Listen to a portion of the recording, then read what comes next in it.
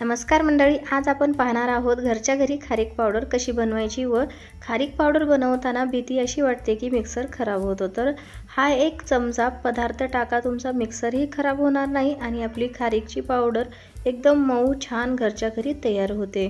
तर अशा पद्धतीच्या मस्त लाडू बनवण्यासाठी जे खारका असतात एकदम वाळलेल्या कडक खुसखुशीत असतात तशा घ्यायच्या, थोड्याशा ओलसर घ्यायच्या नाही लाडू बनवण्यासाठी। तर अशा पद्धतीच्या ह्या खारका घेतलेल्या आहे, छान काळी खारीक घेतलेली आहे। तर आता आपण यातलं बी काढून टाकणार आहोत। तर एखाद्या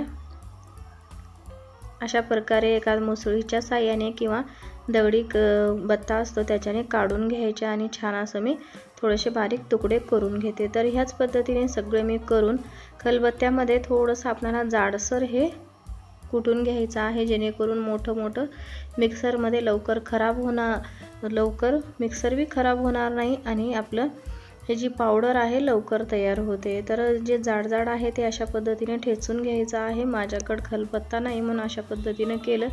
तुमच्याकडे जर दगडी खलबत्ता असेल तर अर्धवट ह्याला आपण बारीक करूनच नंतर मिक्सरमध्ये वाटायचं। तर अशा पद्धतीने हे सगळं आहे जे उन्हाला ठेवलं होतं छान कडक तयार होते। तुम्ही जर तुमच्यापाशी एकदम कडक ऊन जर गॅलरीमध्ये येत नसेल तर तुम्ही थोडंसं एक चमचा तूप टाकायचं आणि हे 2 मिनिटं भाजून घ्यायचं, त्यामुळे सुद्धा छान आपली पावडर तयार होते। तर अशा पद्धतीने हे जे आहे सर्व मी उन्हाला ठेवून घेतलं होतं।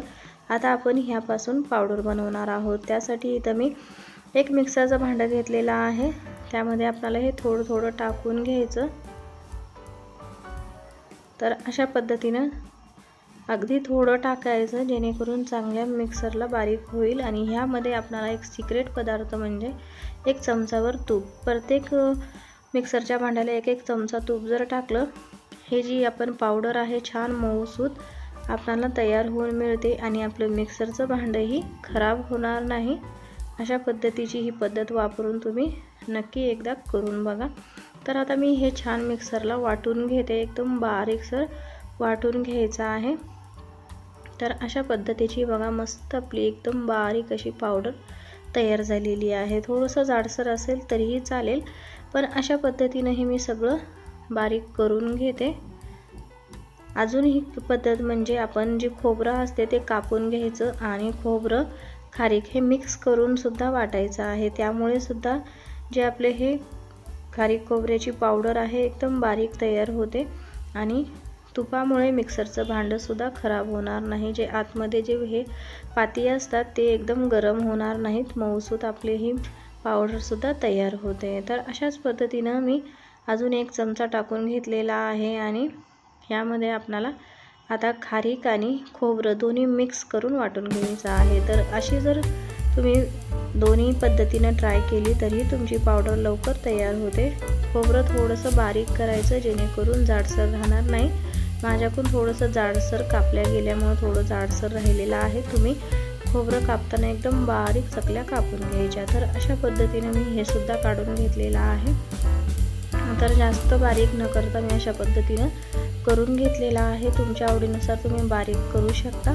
तर अशा पद्धतीनं बघा सगळे मी हे खारीक आणि खोबरं वाटून घेते। ह्या 2-3 पद्धती वापरा आणि घरच्या घरी आपली ही खारीक पावडर तयार होते। ज्या गुठळ्या दिसतात ते तुपामुळे झालेले आहेत, हाताने मॅश केलं की लगेच हे मऊ होतो। तर अशा पद्धतीने ही जी खारीकची पावडर घरच्या घरी मी तयार केलेली आहे।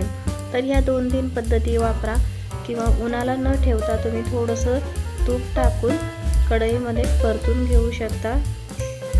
खारीक जी आहे ती आपल्याला बारीक करून कढईमध्ये 2-3 मिनिटं परतून घेतल्यावर नंतर मिक्सरला वाटा, ती सुद्धा पद्धत चांगली आहे, लवकर तयार होते। तर अशी ही साध्या सोप्या 2-3 पद्धती वापरून मी ही खारीक पावडर कशी बनवायची ते सांगितलेली आहे। ही पद्धत कशी वाटली कमेंट्स करून नक्की सांगा। व्हिडिओ आवडल्यास चॅनलला लाईक, शेअर, सबस्क्राईब करायला विसरू नका, कारण माझा नवीन चॅनल आहे, तुमच्या सपोर्टची खूप गरज आहे।